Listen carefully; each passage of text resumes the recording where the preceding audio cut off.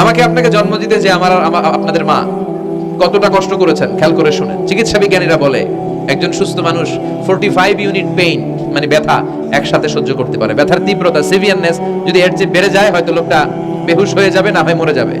কিন্তু আমার আর আপনার মা আমাকে আর আপনাকে জন্ম দিতে যে ওই ডেলিভারি যখন দিয়েছিল 57 প্লাস 57 ইউনিটেরও বেশি ব্যথা তিনি সহ্য করেছিলেন।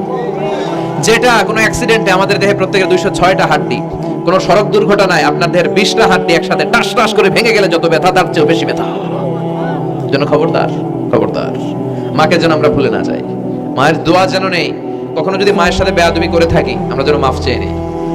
রাজি আছি তো যুবকেরা? রাজি আছি সবাই? আমরা সবাই মায়ের দোয়া নিব। মায়ের দোয়া ছাড়া কেউ জীবনে সফল হতে পারে? আহা, মা যার চলে গেছে তারা জানে মা না থাকার কি জ্বালা। হ্যাঁ, মায়ের কথা মনে পড়ে না? যখন রাত্রি নিঝুম এই চোখে ঘুম, একলা শূন্য ঘরে তোমায় মনে পড়ে মাগো, তোমায় মনে পড়ে।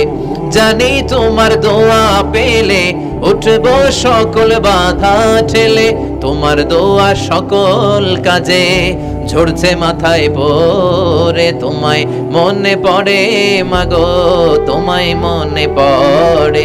যখন রাত্রি নিঝুম এই চোখে ঘুম, একলা শূন্য ঘরে তোমায় মনে পড়ে মাগো, তোমায় মনে পড়ে।